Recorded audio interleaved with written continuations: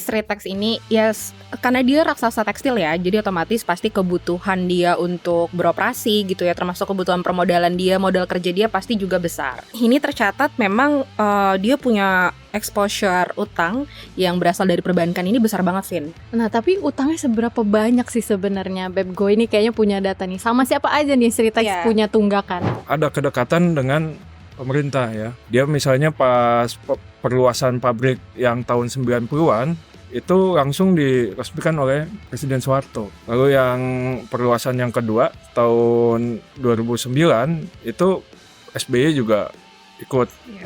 Spesial itukah Sritex sampai harus mendapatkan bailout gitu, dan apakah ini juga bisa menimbulkan kecemburuan gitu kan, karena yang sebenarnya lagi KO nggak cuma Sritex gitu, ada ini banyak. yang spesial perusahaan Sritex, pemilik Sritex atau buruh Sritex nih?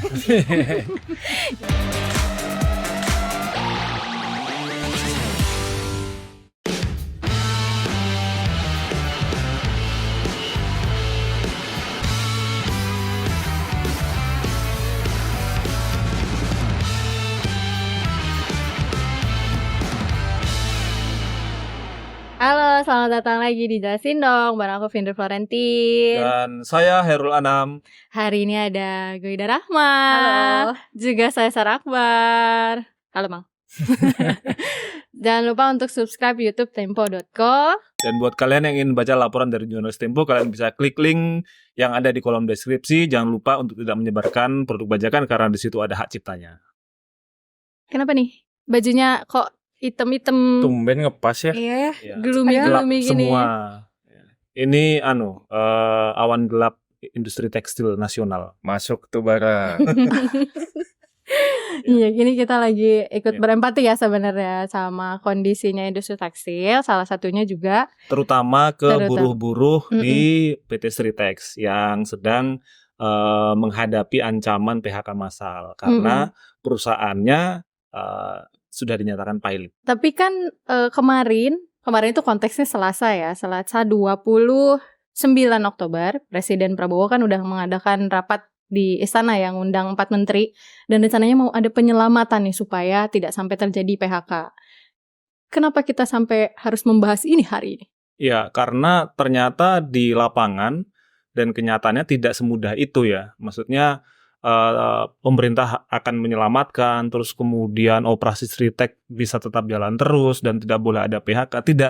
Tidak semudah itu karena sudah ada putusan dari pengadilan bahwasanya Sritex ini dinyatakan pilot alias perjanjian homologasinya itu dibatalkan. Perjanjian perdamaian ya. Perjanjian perdamaian PKPU-nya sudah dibatalkan atas gugatan dari PT Indobarat Rayon, salah satu pemasok utamanya mereka. Nah, ini detail-detailnya ini dan bagaimana lika-liku sampai kemudian muncul rencana penyelamatan dari pemerintah, itu Goida sama Cesar sudah ketemu tuh dengan beberapa narasumber tuh. Betul, tapi mereka nanti yang akan menjelaskan tidak semudah itu.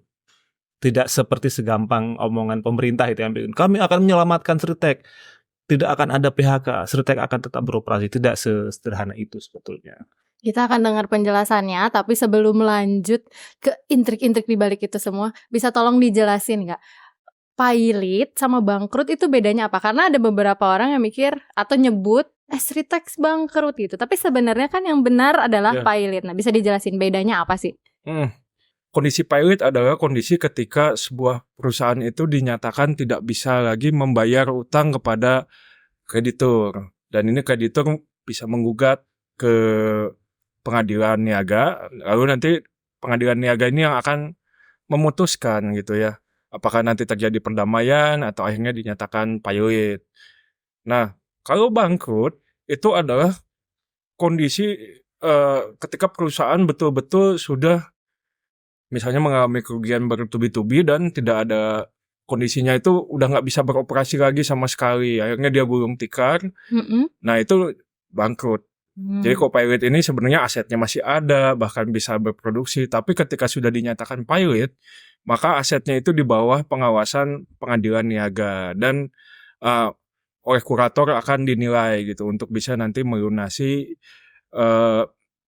utangnya kepada kreditur gitu. Dalam konteks ini, ya nanti Goida akan menjelaskan nih bahwa Sritek ini punya banyak banget deretan kreditur yang dia utangi. Gitu. Oke, tapi bisa dijelasin nggak nih? Gimana sih ceritanya dia bisa jadi pilot pada akhirnya? Padahal kan tadi sebelumnya udah ada perdamaian tuh.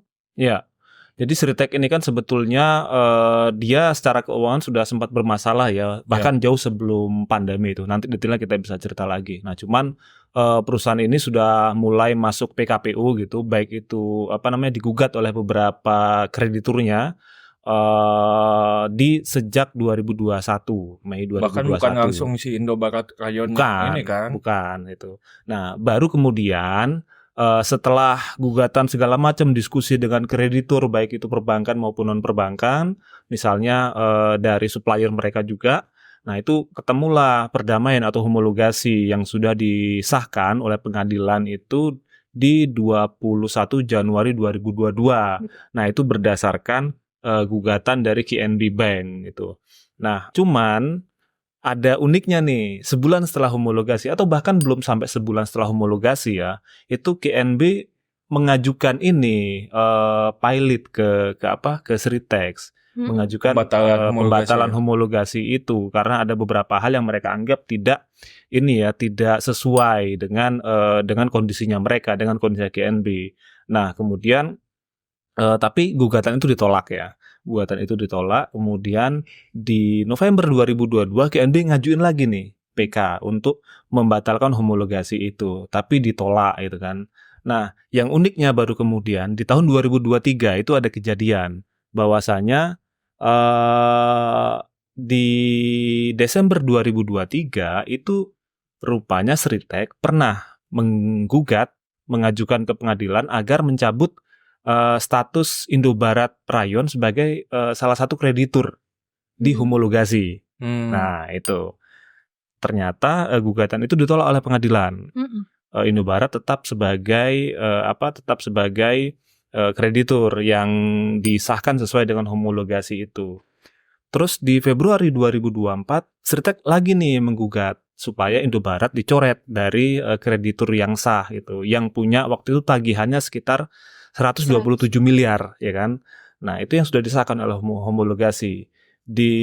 Tapi lagi gugatan itu ditolak. Nah, karena si Indobarat yang digugat 2 kali supaya dia sebagai status krediturnya dicabut, makanya dia menggugat balik karena dia membaca ada itikat tidak baik dari Sritek. Dan kenyataan bahwasanya mereka Sritek tidak membayar tagihan sesuai dengan homologasi. Nah, akhirnya di September 2024 Indobarat tuh menggugat balik tuh Sritek supaya membatalkan homologasi yang sudah disahkan di Januari 2022. Barulah putusannya itu keluar 21 Oktober kemarin yang bikin ribut. Di mana Pengadilan Niaga Semarang itu mengabulkan gugatan Indobarat dan membatalkan homologasi Januari 2022. Nah, putusan itu kemudian yang menjadi dasar bahwasanya ini jadi otomatis pilot si Sritek ini. Sehingga gitu. aset-asetnya berada di bawah pengawasan kurator dan sebagainya gitu. Makanya ketika kemarin ada rame-rame di Magelang ya, ketika reter presiden dan menteri segala macam mendiskusikan, wah ini harus ada penyelamatan Sritek nih. Nah, teman-teman di market, di industri, di yang biasa menjalankan misalnya atau melakukan kepailitan dan segala macam itu bingung penyelamatan seperti apa, kan statusnya sudah pilot gitu kan. Nah, Sesar ternyata sempat kontak dengan salah satu lawyer yang biasa ngurus pilot. Ada tuh kesempatan untuk status pilot Sritek ini bisa berubah ya. Jika dikabulkan kasasinya. Nah, kan sekarang kan kondisinya Sritek pun setelah diputuskan bahwa dia ini homologasinya dibatalkan, dia melakukan gugatan kasasi untuk membatalkan keputusan itu ya. Sehingga nanti jika kasasi ini dikabulkan, maka Sritek kondisinya tidak lagi pilot gitu ya. Artinya aset-asetnya semuanya tidak lagi di bawah pengawasan PN dan kurator ya. Masih tetap bisa beroperasi lagi bisa beroperasi lagi dan terutama bisa mengekspor kembali. Karena sekarang ini ketika dia pilot, maka dia udah operasi, mungkin dia bisa produksi, tapi itu hanya dianggap sebagai aset ya, inventory. Gitu. Dia tidak bisa memperjualbelikan aset tersebut karena ketika dia dalam kondisi pilot, maka aset-aset itu tidak bisa dimobilisasi karena itu Iya. kan akan menjadi perhitungan mana yang nanti akan dijual untuk bisa melunaskan utangnya dia kepada kreditur gitu. Makanya itu menjelaskan kenapa ketika meskipun dia bilang masih beroperasi, ya itu hanya akan menjadi inventory gitu. Tapi yang uniknya mungkin belum ada cerita ya perusahaan yang sudah pilot terus kemudian gagal pilot itu Sarya. Kalau bisa nih jadi yang pertama. Bisa jadi. Nah, tapi utangnya seberapa banyak sih sebenarnya? Bebgo ini kayaknya punya data nih. Sama siapa aja nih Sritex Iya. punya tunggakan? Iya, jadi Sritex ini ya karena dia raksasa tekstil ya, jadi otomatis pasti kebutuhan dia untuk beroperasi gitu ya, termasuk kebutuhan permodalan dia, modal kerja dia pasti juga besar. Iya. Nah, ini tercatat memang dia punya exposure utang yang berasal dari perbankan ini besar banget, Vin. Gitu. Jadi kalau misalnya di total ya, ini sampai belasan triliun rupiah. Nah, dan di sini ada sekitar 28 bank. Itu terdiri dari bank BUMN ada, bank Bank daerah ada ya, Hmm. bank swasta, bahkan bank asing pun ada gitu yang memberi Paling pinjaman. banyak ya Bang Asing ya. Bank asing banyak sekali. Yang paling gede tuh yang BCA ya. Ya, paling besar itu dari BCA itu sekitar 1,3 triliun. Nah, ini atau kalau dibilang dia ini berarti kalau yang lain itu nggak pernah nyampe 1 triliun ya. Jadi si BCA ini paling besar ya. Nah, itulah kenapa mungkin BCA pun udah ngeluarin statement gitu dan membenarkan bahwa memang ada tunggakan tersebut gitu ya. Dan memang ini sudah berjalan restrukturisasi sebenarnya gitu. Nah, tapi nggak cuma dari soal utang yang besar dari bank, mereka juga dirongrong sama utang yang berasal dari supplier. Salah satunya tadi ya Indobarat gitu ya, dan beberapa supplier lain lah gitu yang juga mereka utangin gitu, dan itu belum selesai. Nah, mungkin ini juga yang mempengaruhi karena utang-utangnya juga punya banyak jangka nih, ada jangka pendek, menengah, panjang. Nah, ini kan juga berpengaruh ke cash flow kreditur-kreditur tadi ya, gitu kayak perbankan gitu. Mungkin kalau dilihat dari sisi perbankan, karena lembaga jasa keuangan mereka punya antisipasi yang lebih baik ya, mereka punya namanya sistem pencadangan gitu. Nah, makanya kalau dilihat mungkin juga yang cukup agresif tadi kalau yang meminta pembatalan kan supplier ya, karena Tapi tadi pertama memang QNB dulu kan, ya Bang. QNB, bank, terus kemudian yang baru yang akhirnya diputuskan pilot itu adalah Indobarat. Nah, ini kan karena mereka punya cash flow yang katanya juga udah cukup berdarah-darah nih gitu. Masuk obrolan kita sama Asosiasi Benang dan Serat Filamen ya, yang itu merupakan pucuknya dari Indobarat ya. Dia Indobarat ini adalah anggota asosiasi dari APSIVI gitu ya. Kita ngobrol dengan ketua umumnya ya. Itu mengatakan bahwa ya kondisi tekanan itu bukan hanya ada di produsen tekstil, tapi juga sampai ke hulunya gitu. Di benang, di serat filamen itu juga mengalami tekanan keuangan. Jadi kalau dari hilirnya dia ngutangin dan macet pembayarannya, maka yang di hulu juga nih terkena dampak. Apalagi dia bukan kayak bank yang punya pencadangan. Betul. Dia juga kan untuk beroperasi perlu duit, perlu likuiditas ya. Dan Indobarat ini kan dia kreditur usaha kan. Dia tidak pegang jaminan seperti halnya bank-bank. Jadi kalau misalnya gagal bayar, ya udah tidak ada yang dia pegang. Ya mungkin beberapa pegang sebagai jaminannya piutang ini ya penjualan dan lain-lain, dan itu tidak terlalu tidak terlalu aman dibanding aset yang dipegang jaminannya oleh bank. Nah, selain bank dan juga supplier, Sritex ini juga punya utang cukup gede juga, bahkan mungkin bukan mungkin ya, jumlahnya itu separuh dari total utang bank, yaitu obligasi. Nah, betul.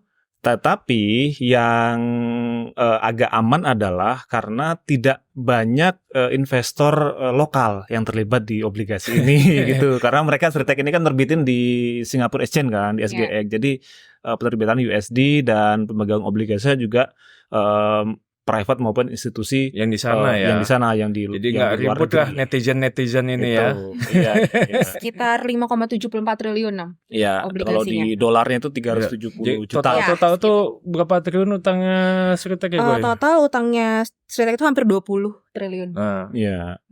Ini kalau kita ingat nama Sritex sebenarnya nama besar loh. Betul. Ya. Iya kan, kita kalau mikirin pasti top of mind-nya kalau mikirin produk tekstil yang kualitasnya bagus untuk produk-produk militer misalnya, itu juga salah satunya. Kalau dipikir kayaknya pasarnya besar, apa yang bikin dia punya utang sebesar itu? Ya, selain karena persaingan industri ya, persaingan industri kan banyak dalam beberapa tahun terakhir itu banyak produk-produk tekstil itu digempur oleh produk-produk impor, gitu kan. Nah ini isu industri begitu ya, dan Streetek juga termasuk pihak yang terdampak di Indonesia, termasuk juga industri tekstil yang lain seperti Pan Brothers, kemudian KHT dan sebagainya gitu. Tetapi dalam sejumlah analisis keuangan yang kita baca itu misalnya ada itu catatan dari Alvarez and Marsal itu ya, ANM itu mereka menjelaskan dan ada kajiannya gitu. Ternyata kesulitan keuangannya Streetek ini juga sudah dialami jauh sebelum pandemi. Walaupun sebetulnya sejak pandemi muncul di 2020-2021 itu semua industri tekstil itu terekspos kan keuangannya. Ya, jadi nyata. Ya, jadi nyata semua gitu. Karena kalau sebelumnya memang secara pasar masih liquid, masih berputar gitu. Apalagi Streetek kan pasarnya bukan hanya di dalam negeri tapi di luar negeri. Iya. Nah, salah satu indikatornya misalnya ya di tahun 2017 cash conversion cycle mereka atau siklus konversi tunainya mereka. Jadi uang tunai yang dikeluarkan kemudian sampai dihasilkan itu rata-rata itu di 2017 itu dia 213 hari. Kemudian sempat membaik di 2018 dan 2019 itu di 190 hari, kemudian 198 hari. Tapi naik lagi di 2020 akhir itu di 232 hari. Nah, kalau dibandingkan 232 hari dengan kompetitor mereka itu sangat buruk gitu ya.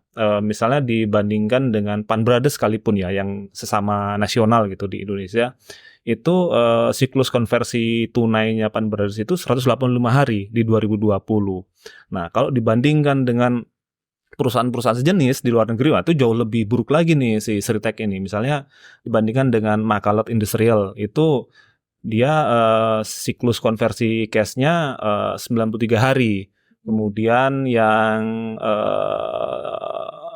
Eklat Tekstil juga dia 99 hari. Jadi ketika dibandingkan dengan perusahaan-perusahaan peers itu, mereka indikatornya memang sudah buruk sejak lama itu. Dan itu kemudian yang membuat ketika utang-utangnya terus menumpuk, kegulung dan segala macam, akhirnya dalam pandemi ini jadi kalang kabut. Walaupun ketika pandemi mereka juga dapat banyak proyek kan. APD terus masker. Terus yang itu lagi kantong sembako. Jadi memang ada pesanan, tapi tidak menutup kenyataan bahwa ketika pandemi itu utilitas dari penggunaan alat-alat pabrik-pabrik tekstil di Indonesia itu nggak sampai maksimal itu. Mungkin hanya separuhnya atau bahkan kurang dari 50% gitu. Betul. Iya. Jadi beberapa narasumber yang gua temui pun cerita bahwa ada orang yang ke beberapa pabrik tekstil yang melihat bahwa mesin-mesin tekstil itu tidak semuanya dipakai. Nah, ketika seperti itu kan artinya apa? Tidak efisien biayanya kan. Yang karena ini juga beberapa industri tekstil terutama seperti Streetek juga itu kan mereka banyak afiliasinya ya. Jadi rantai dari benang terus kemudian ke kain dan sebagainya itu kan mereka punya perusahaan masing-masing tuh. Nah, karena itulah kemudian siklus penghasilan tunainya mereka tuh jadi nggak sekencang ini. Kayaknya menarik kalau dijelasin sejarahnya Streetek karena seperti tadi udah sempat dibahas, ini perusahaan besar loh, sayang kalau akhirnya pilot. Ini padahal from zero to hero ya. Jadi Streetek itu tahun 60-an itu hanya toko kecil di Pasar Klewer. Perusahaan keluarga ini ya awalnya. Iya, toko kecil di di Pasar Klewer di Solo. Nah, 10 tahun kemudian barulah dia jadi pabrik kain tahun 76. Tanggal 16 Agustus. Makanya setiap 16 Agustus dia diperingatkan sebagai hari ulang tahun Streetek gitu ya. Baru tuh setelah menjadi PT ini dia berkembang pesat gitu ya. Dan memang di periode Orde Baru itu adalah masa-masa yang keemasannya gitu ya. Karena akhirnya dia terus berkembang menjadi perusahaan yang semakin besar lagi. Dan tampaknya memang ada kedekatan dengan pemerintah ya. Dia misalnya pas perluasan pabrik yang tahun 90-an itu langsung diresmikan oleh Presiden Soeharto. Lalu yang perluasan yang kedua tahun 2009 itu SBY juga ikut datang juga di situ. Jadi memang Sritek ini sangat erat kaitannya sama pemerintah ini hubungannya. Iya. Karena udah old banget ya di tahun 60-an. Betul. Jadi Vin, ini tadi ya cerita bermula dari perusahaan keluarga dan sampai sekarang sih memang ini udah masuk ke generasi kedua. Jadi bapaknya itu namanya Pak Muhammad Lukminto. Terus sekarang udah di dua nih yang mungkin kita sering lihat komisarisnya ya. Ada Pak Iwan Setiawan Lukminto, Iwan Kurniawan Lukminto gitu ya. Ini Duo Iwan Lukminto ya. Bingung cuma beda di tengahnya soalnya namanya. Nah ini yang sekarang menjalankan ya di Sritex ini. Nah tadi mau nambahin kalau memang Sritex ini cukup istimewa gitu karena punya historis khususnya dalam pembuatan seragam nih untuk militer. Nah ini jadi Sritex ini biasa kalau orderan buat baju-baju seragam militer, tentara itu tuh Sritex yang bikin, polisi ya. Nah itu dari zaman dulu tuh. Bahkan bukan tentara Indonesia doang. Betul, tapi pesanannya juga sampai dari luar negeri. Jadi waktu itu kebetulan waktu itu pernah di 2017 gitu gue wawancara CEO dia gitu ya Pak Iwan ini.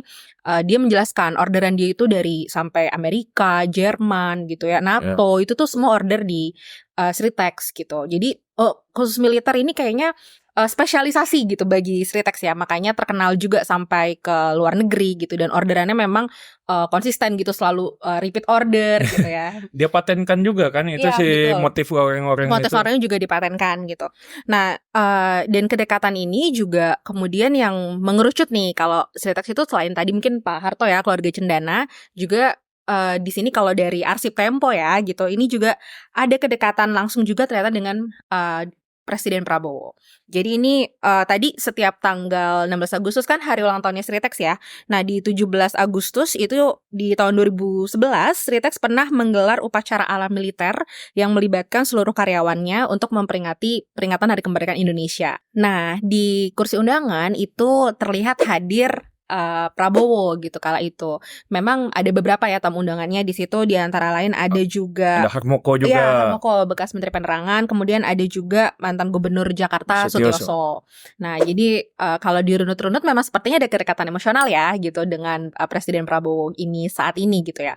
Makanya kan tadi disebut ada perintah ya untuk melakukan penyelamatan. Ini karena juga supaya tidak lepas dari konteksnya, Sritek ini kan juga salah satu bagian dari konglomerat di zaman Orde Baru yang mendapat sejumlah keistimewaan. Ya, kalau kita berkaca dengan model ini ya, model pembangunan beberapa negara, ini mirip-mirip seperti Caibolnya Indonesia lah, salah satu Caibolnya Indonesia. Jadi Cebol. Itu di anak drama Korea nih. Negara mana tuh Caibol tuh? Drama Korea, drakor. Cebol. Jadi kebijakan ya. pemerintah yang memberikan ini ya semacam favoritisme gitu kepada pengusaha-pengusaha lokal untuk membangun ekonomi dalam negeri dengan cara diberikan konsesi-konsesi proyek dan segala macam, misalnya kontrak-kontrak dan lain sebagainya. Dulu juga Samsung, kemudian Hyundai dan segala macam juga mendapatkan itu di Korea Selatan di awal-awal mereka sehingga berkembang, dia nggak bisa sebesar sekarang ya. Sama juga dengan Sritek di zaman Orde Baru juga begitu. Selain Sritek dulu juga ada yang namanya Texmaco gitu kan, walaupun Texmaco sekarang sudah pilot.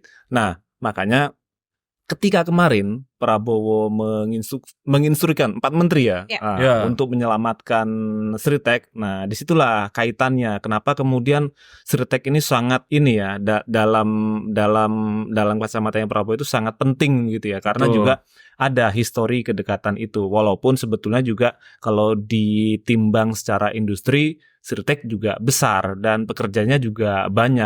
Puluhan ribu. 50.000. Tetapi jangan lupa bahwasanya Sritek juga ada historinya dengan Prabowo, sehingga beberapa orang menjelaskan muncullah upaya untuk penyelamatan itu. Karena kalau bicara soal tekstil yang gonjang-ganjing bukan cuma Sritex ya namanya. Itu kan ada datanya tuh ya. Ada beberapa pabrik gede juga yang dalam beberapa tahun ini juga mengalami tekanan karena orderannya susah kan gitu ya. Dan kita udah bolak-balik nulis soal kondisi tekstil ini gitu. Memang Sritex ini ya jadi gong karena pemerintah akhirnya mau turun tangan gitu ya. Menteri Keuangan, Menteri Perindustrian, Menteri Ketenagakerjaan dan Menteri BUMN ya yang ditugaskan kan. Menarik, ada Menteri BUMN di dalamnya. Apa tugas yang diberikan sama Prabowo ke masing-masing menteri ini ketika mereka diundang rapat? Jadi ini memang koordinasinya tadi langsung ke 4 menteri itu ya, Vin. Kita bahas satu-satu ya. Tadi yang pertama banget tentunya Menteri Perindustrian. Itu kan karena ini sektor manufaktur di bawah Kementerian Perindustrian. Itu memang langsung koordinasi utamanya beberapa kali dipanggil sudah ya pihak Sritex gitu datang bertemu dengan Agus Gumiwang dengan dirjen-dirjennya gitu, dan di situ disampaikan firm mereka akan menyusun skema penyelamatan. Nah, karena skema penyelamatan ini mungkin lebih ke tadi dari sisi keuangan ya, makanya tadi melibatkan Kementerian Keuangan, Kementerian BUMN gitu, dan tentu tadi ada Kementerian Tenaga Kerja karena fokusnya adalah salah satu permintaan Prabowo adalah jangan sampai ada PHK gitu. Jadi Prabowo tidak ingin di awal pemerintahannya ya diwarnai dengan PHK yang 50.000 orang gitu, dan di industri tekstil pula gitu ya, yang juga backbone sebenarnya kan. Nah, jadi ini diharapkan bisa berkoordinasi. Nah, tadi kita bahas yang mungkin belum terlalu jelas ya, kenapa ada Kementerian Keuangan dan kenapa ada Kementerian BUMN. Nah, ini sebenarnya kalau ditanya skemanya itu masih menjadi perbincangan gitu. Ya, masih didiskusikan. Betul, ya, belum final ya. Masih didiskusikan, belum final. Opsi-opsinya masih terbuka semua. Karena ya. Tadi membingungkan, sudah pilot, terus mau ngapain lagi nih, kan gitu. Nah, ini satu mungkin yang sekarang harus dipastikan ya, selain tadi tenaga kerja tidak di PHK, adalah mereka harus memastikan kalau Sritex ini harus tetap bisa beroperasi dan bisa menjual. Makanya tadi ada concern terhadap ekspor impornya Sritex yang terganggu ketika statusnya sudah pilot. Nah, inilah yang kemudian mungkin itu ada di bawah core-nya Kementerian Keuangan, di bawah core-nya Sri Mulyani ya, Bea Cukai, ini untuk mengkonsolidasikan soal itu. Jadi bagaimana caranya supaya tidak dihambat gitu ya proses ekspor impornya Sritex ini, supaya tetap barangnya bisa keluar dan ini bisa masuk juga gitu. Dan sehingga tadi nggak berpengaruh ke tenaga kerjanya juga gitu kan ya, karena mereka masih beroperasi as usual gitu. Nah, itu dari Kementerian Keuangan. Kemudian Kementerian BUMN ini belum ada arahan khusus ya. Belum ada arahan khusus. Kami mencari-cari. Cuma kalau kita ngobrol gitu ya dengan beberapa sumber gitu, itu mungkin akan ada beberapa skema yang mungkin bisa dibantu dari BUMN sendiri ya. Dikasih proyek. Nah, itu yang dikasih proyek dari hidup dan bernapas. Lumrah terjadi. Jadi ada kontrak mungkin ya gitu untuk pemberian kontrak gitu, kontrak ngiri dong mungkin. Nanti kompetitor Pan Brothers, bukan hanya kompetitor BUMN aja mau disuntik mati. Yang bangkrut itu. Ya ini swasta mau dihidupkan kembali. Mau disuntik hidup. Suntik vitamin. Suntik vitamin sama BUMN. Atau mungkin lanjut ya guys. Ini mungkin bisa menggunakan tadi ya, karena ini butuh solusi keuangan, karena tadi menyelesaikan utang piutang, mungkin juga butuh makanya kemampuan dari sisi untuk membantu restrukturisasi nih gitu, perjanjian perdamaian dengan kreditur. Nah, karena kan tadi seperti yang disebut ya, ada bank BUMN juga gitu yang menjadi kreditur ya. Selain BNI juga tadi ada bank daerah ya, ada BJB Jawa Barat Banten, kemudian ada Bank Jateng juga, dan dan banyak tadi ada bank swasta juga banyak ya kita tahu. Nah, ini juga masih dicari nih, mungkin selain proyek apakah juga mungkin nanti ada turun tangan dari Bank BUMN mungkin memberikan suntikan juga permodalan atau permodalan soft loan. Nah, ini semua belum ada statement lebih lanjut dari Kementerian BUMN karena tadi ya masih didiskusikan lah. Gitu. Nah, cuman memang yang mengemuka adalah opsi ini juga mungkin udah pada dengar nih, ada bailout guys, dana talangan yang bersumber dari APBN. Nah, ini ada wacana ini tuh muncul beberapa kali gitu, dan ini sempat dikonfirmasi juga. Cuma kalau dari Menperin, dari Agus Gumiwang sampaikan belum sampai situ gitu, masih dibahas gitu. Dia tidak mengiyakan juga gitu soal bailout ini. Nah, cuman ini yang kemudian memicu banyak pro kontra juga ya. Tadi selain kayak memang spesial itu kah Sritex sampai harus mendapatkan bailout gitu, dan kayak apakah ini juga bisa menimbulkan kecemburuan gitu kan, karena yang sebenarnya lagi KO nggak cuma Sritex gitu, ada ini banyak. Yang spesial perusahaan Sritex pemilik Sritek atau buruh Sritek nih? Nah, Tapi Sampai itu deket sama sampai mic loh deket. ngomongnya. itu yang gue bilang tadi, yang di PKPU kan itu kan bahkan BUMN pun pada kena PKPU gitu, Iya. tidak ada pernah ada opsi bailout gitu ya. Mm-mm. Bahkan PMN yang disuntikan itu pun kan bukan buat pembayaran hutang, semuanya buat modal kerja dan lain-lain. Ya, Tapi sebelum jauh masuk ke opsi-opsi itu ya, gue masih penasaran nih, Goy, Cesar. Ini kan perusahaan sudah pilot ya, dalam status pilot, dan Sritek pun juga baru mengajukan kasasi, betul. Iya. dan belum tentu juga diterima kan nanti kasasinya kan, kasasi untuk menggugat balik status pilot ini. Terus kemudian tiba-tiba sudah muncul opsi-opsi ini. Nah, ini apa enggak melampaui ya? Maksudnya ya perusahaan sudah status pilot, mau diapain lagi? Karena ini semacam seperti pemerintah ingin mengintervensi Betul. keputusan hukum begitu. Betul, betul. Iya, ini kita juga udah ngobrol ya, Sarya, dengan beberapa pakar hukum gitu ya, yang juga khususnya hukum tentang PKPU ini, ahli di bidang ini. Ya, mereka juga menyampaikan hal yang sama, Nam, gitu. Kayak ini cenderung memang mengesankan pemerintah intervensi cawe-cawe gitu ya di soal hukum ini. Karena memang ketika pemerintah bilang akan melakukan penyelamatan, di tengah posisinya sekarang itu sudah diputuskan pilot dan itu semua sudah berada di bawah kuasanya kurator. Jadi harusnya mekanisme penyelamatannya itu tidak boleh melampaui kewenangan si pengadilan niaga ini yang memutuskan pilot ini. Ya. Nah, jadi masih harus diperjelas nih, maksudnya kalau mau menyelamatkan itu seperti apa gitu. Karena kalaupun pemerintah mau menyelamatkan Sritek ya gitu, baik melalui mekanisme kepailitan ataupun nanti kasasi juga ya ketika mereka dikabulkan itu, ini baiknya sih tidak melakukan intervensi langsung gitu ya, secara tadi bailout misalnya, tapi penyelesaian yang mungkin bisa pendekatannya B2B aja gitu, business to business aja. Nah, ini juga makanya yang juga bisa harus kita perhatikan nih di proses kasasinya, akan dilakukan going concern kan nanti, apakah dikabulkan atau tidak. Nah, ini pemerintah mungkin bisa masuknya di lebih halus lah gitu ya, enggak ya. Artinya pemerintah baru bisa masuk Ha-ha. dengan opsi-opsi itu Jika jika pengadilan membatalkan Betul. status pilotnya ya. Betul, Oke. gitu. Nah, ini yang memang tadi kita masih harus menanti nih kelanjutannya. Hasil kasasinya. Betul. Jadi kalau ngomong sekarang nih ya memang terkesan intervensi ya, melampaui gitu, kayak terlalu jauh gitu. Tapi sebetulnya ada pengalaman nih ya, penyelamatan, bukan penyelamatan tapi pemulihan kerugian. Dulu ini juga sempat dialami oleh Bank Mandiri waktu itu tahun 2004 ketika mereka mengucurkan kredit dan beli obligasinya PT Grid River, itu kemudian kreditnya macet dan orangnya ngemplang kabur. Untuk memulihkan aset kreditnya itu Bank Mandiri kemudian men-take over perusahaan ini, naruh orang dan mengelola perusahaan ini. Oke. Kemudian perusahaan ini akhirnya bisa jalan, bisa bayar gaji lagi dan segala macam.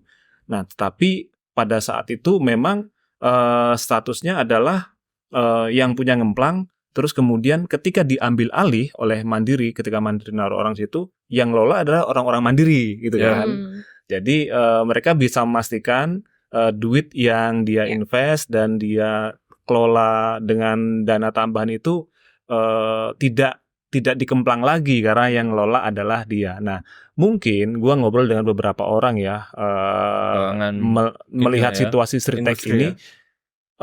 Kemungkinan atau peluang yang bisa diambil oleh pemerintah adalah dengan cara seperti itu, tetapi harus memperhitungkan juga beberapa krediturnya Sritek, karena dari belasan bank krediturnya Sritek ini hanya satu BUMN, ya kan, BNI, terus kemudian dua bank pembangunan daerah. Nah, kalau pemerintah yang mau intervensi berarti yang bisa katakanlah quote-unquote ditugaskan ya tiga bank ini kan, nggak mungkin mereka menugaskan biasanya lu take over kelola terus kemudian sehatkan bank ini, atau misalnya setelah nanti ada putusan kasasi yang membatalkan pilotnya Sritek, kemudian disuruh pemerintah misalnya bailout atau misalnya bank BUMN disuruh bantu, tetapi manajemen yang lama tetap merunning, ini kan jadi isu lagi kan. Betul. Jadi moral hajat sendiri. Nah, jangan lupa kita punya pengalaman buruk terkait dengan bailout, bantuan likuiditas dan segala macam gitu kan. Sebut saja BLBI. Ya. Sebut saja BLBI, sebut saja Senturi gitu. Ketika duit pemerintah masuk segala macam untuk menalangi dan sebagainya, perusahaan nggak pulih. Yang ada duit pemerintah ambles. Ada risiko moral hazard Iya. Besar sekali. Dan ini juga tadi harus jadi catatan nih Nam, benar ketika layak nggak sih gitu ya Sritex ini mendapatkan kalau misalnya opsinya bailout gitu, layak nggak? Karena ini jadi pertanyaan gitu. Ketika dia punya kinerja memburuk, masa karena itu harus dicek juga gitu, apakah karena misalnya salah kelola atau apa, masa pantas sih gitu kita selamatkan. Buruhnya layak diselamatkan. Ya, oke. Tapi tadi ya kondisi perusahaannya. Tapi miliknya Itu loh. apalagi pemerintah yang menyelamatkan ya kan. Ini akan jadi punya efek jangka panjang juga gitu. Mungkin terhadap tentunya luas ya ke pasar juga. Mungkin juga jadi kredibilitasnya pemerintah sendiri gitu. Bahkan bisa jadi dipertanyakan gitu ketika menyelamatkan suatu perusahaan ini gitu.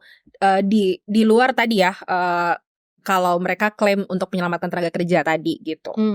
Tapi ya dari hasil ngobrol sama asosiasi, gimana tanggapan mereka ngelihat gercep banget nih pemerintah mau nyelamatin Sritex? Mereka udah mulai cerita ada jealousy. Oke. Tadi kalau disebut memang ada perusahaan-perusahaan selain Sritex ya. Tadi ada Dunia Tax, terus ada KH Tax gitu, Pan Brothers juga. Cuman memang kalau kita bicara sama asosiasi ya, Sritex ini punya pengaruh itu yang cukup besar gitu dan sentral. Dia itu memegang peran penting di rantai pasok tekstil. Jadi dari hulu ke hilir gitu. Dia itu bukan cuma bikin baju APD tadi, tapi kan juga bahkan dari hulunya ya. Dia tuh punya rayon ya kalau nggak salah. Iya, jadi ini mungkin dia tuh punya 4 lini produksi. Pertama itu dari spinning tuh pemintalan, benar.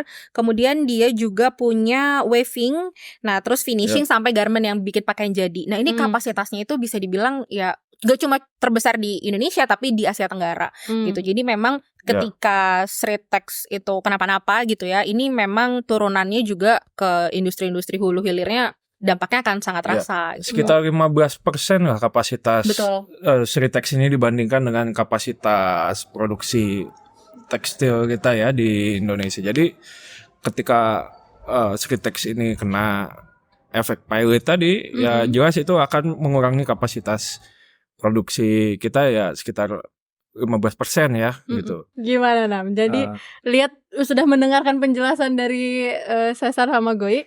Kita selamatkan atau tidak nih Sritex? Ya, ini isu yang ini ya. Kalau menyelamatkan berarti kan konteksnya adalah harus yang diselamatkan adalah buruhnya, bukan yang diselamatkan adalah pemiliknya. Harus digarisbawahi. Harus digarisbawahi. Dan yang kedua adalah bagaimana opsi penyelamatan dan kapan. Karena ketika mau dilaksanakan dalam status perusahaan sedang pilot, ya itu tentu nggak bisa, itu namanya melangkahi hukum. Kecuali misalnya nanti kasasinya itu menggugurkan status pilot yang tadi. Dan yang ketiga adalah bagaimana opsi penyelamatan yang harus ditempuh. Jangan sampai ada bailout karena kita sudah punya pengalaman bailout itu tidak menyelesaikan masalah, justru uang negara lenyap di situ gitu kan. Terus yang kedua, memerintahkan kepada BUMN untuk mengambil alih atau misalnya mengkonversi utangnya jadi saham sehingga dia jadi ikutan cawe-cawe. Kecuali misalnya itu berdasarkan pertimbangan bisnis ya, atau misalnya atau misalnya BNI sama BCA kemudian memutuskan atau BPD juga memutuskan mereka harus mengkonversi utang mereka menjadi saham, kemudian ikut mengendalikan perusahaan supaya bisa ikut membenahi, mungkin itu bisa diambil lain ceritanya. Atau misalnya jangan juga sampai menempuh opsi ngasih proyek Sritex gitu, ngasih proyek gede-gedean gitu kan.